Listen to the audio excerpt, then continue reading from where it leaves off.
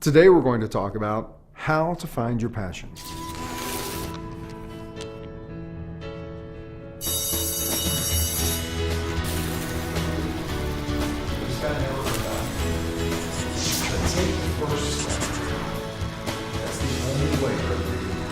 Tonight, Jerry and I were getting ready to film, and we were discussing what topic to cover because we've already recorded 40 episodes of Self-Awareness 101.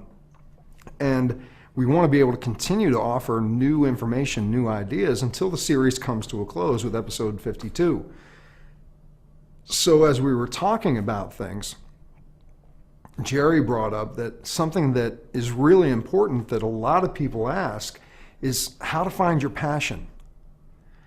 And I had to think about that because for me, I've been following my passion in a way since I was 6 years old. I've been very lucky in that when I found what I was passionate about, my family nurtured me in following and pursuing that passion, and that passion being music. And I'll get back and talk more about that in a moment. I think the sad part for a lot of people is, as a child, we're open to exploring everything, experiencing everything, trying everything. And if we like something, we continue to do it. And if it doesn't work for us, we walk away from it. It's plain and simple. It's an easy way to operate. The challenge for many of us is, as we begin to grow older, we may have something that we're very passionate about. And very well-meaning adults, whether it's our parents, our school teachers, people in our community, begin to tell us, that's fun, but you're never going to make a living at that. So, let's get serious. Let's find what you're really going to do with your life. And in time, with our desire to please other people and without having that nurturing support, a lot of us forget what truly fires us up, what truly excites us. And then we get to a place in our lives. I know nowadays, just when I'm trying to get to know people, one of the questions I ask them is, what are you passionate about? And I'm actually surprised by the number of times that people answer that they don't know. Again, it's awkward for me because I have the privilege of living my passion. And I don't just mean speaking and doing these videos. I mean, as I said, I started singing in front of people when I was 6 years old. And I stayed with that, singing in churches, up until I was about 11 or 12. Then I started singing in school productions, and I kind of grew away from the church environment. Then I got into my first rock band when I was 15, and I played in cover bands for years. And then I kind of moved past that and got into writing original music and recording original music. Then it took me in another direction where I began DJing and making my living as a DJ. So I've had the privilege of my passion for music being a part of my life. Now, I've developed other passions as I've gone along, which is contributing to other people, personal development, these types of things. But music has always been there, and it's guided me along the way.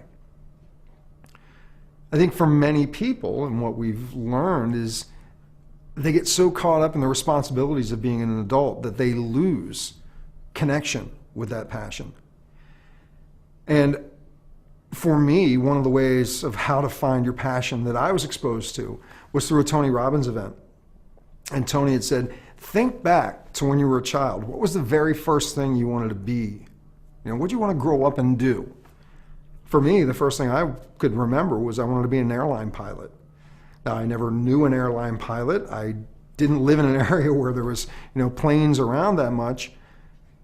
But he asked me to take away the pilot part of it and look at what was it about being a pilot? What did I think I was going to get from being a pilot? What was it that excited me about the idea?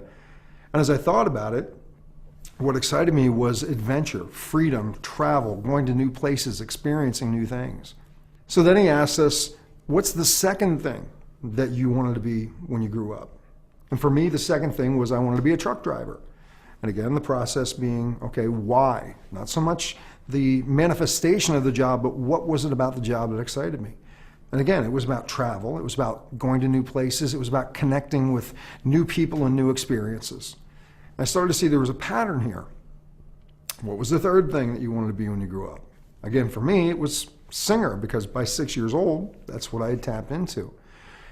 And I had to look at Why? Why was it that I wanted to be a singer?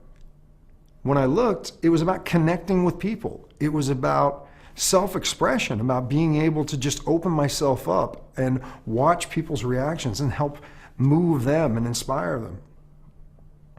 Now, that worked for me in recognizing the pattern and the passion for myself.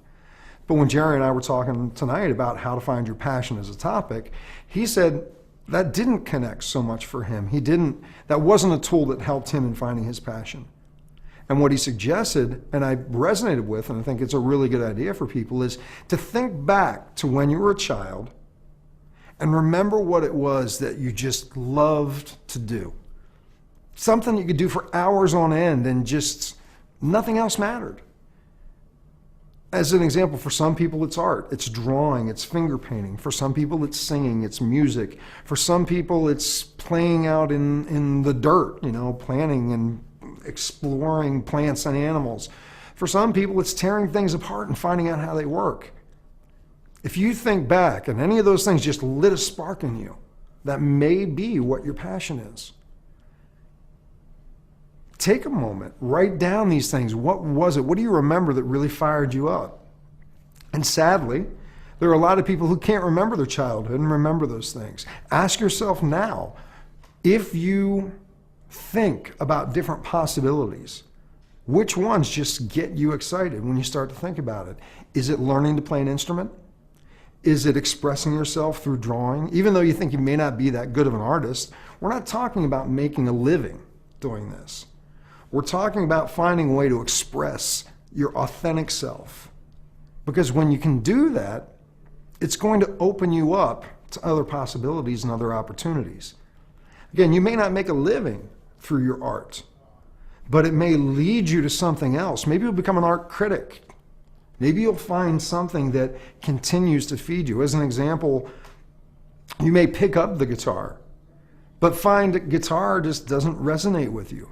But as you're learning guitar, you may find yourself fascinated with piano.